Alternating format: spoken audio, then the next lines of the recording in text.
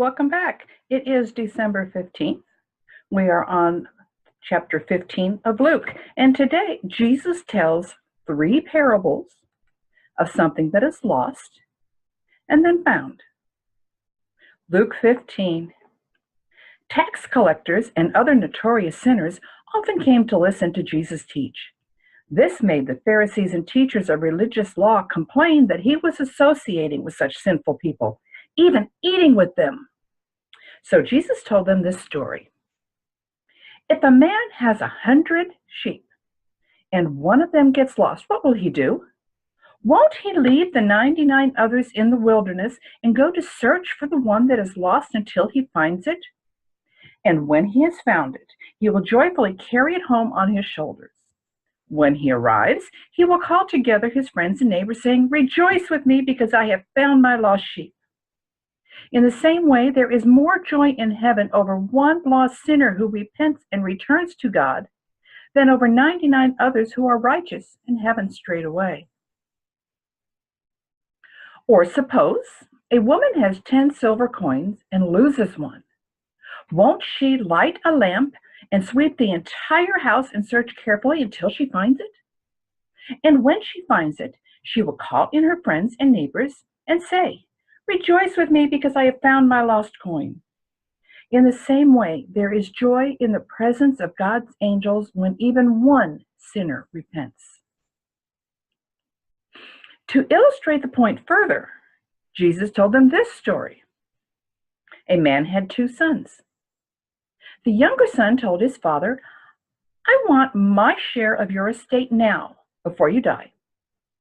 So his father agreed to divide his wealth between his sons.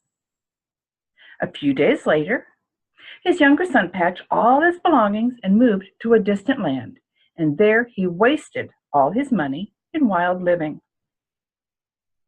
About the time his money ran out, a great famine swept over the land, and he began to starve. He persuaded a local farmer to hire him, and the man sent him into the fields to feed the pigs. The young man became so hungry that even the pods he was feeding the pigs looked good to him, but no one gave him anything. When he finally came to his senses, he said to himself, "At home, even the hired servants have food enough to spare, and here I am dying of hunger. I will go home to my father and say, 'Father, I've sinned against both heaven and you. I'm no longer worthy of being called your son. Please take me on as a hired servant.'"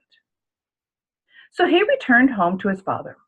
While he was still a long way off, his father saw him coming. Filled with love and compassion, he ran to his son, embraced him, and kissed him. His son said to him, "Father, I have sinned against both heaven and you. I'm no longer worthy of being called your son."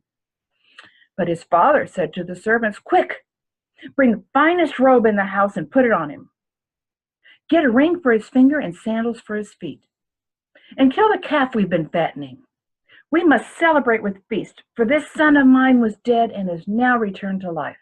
He was lost, but now he is found." So the party began.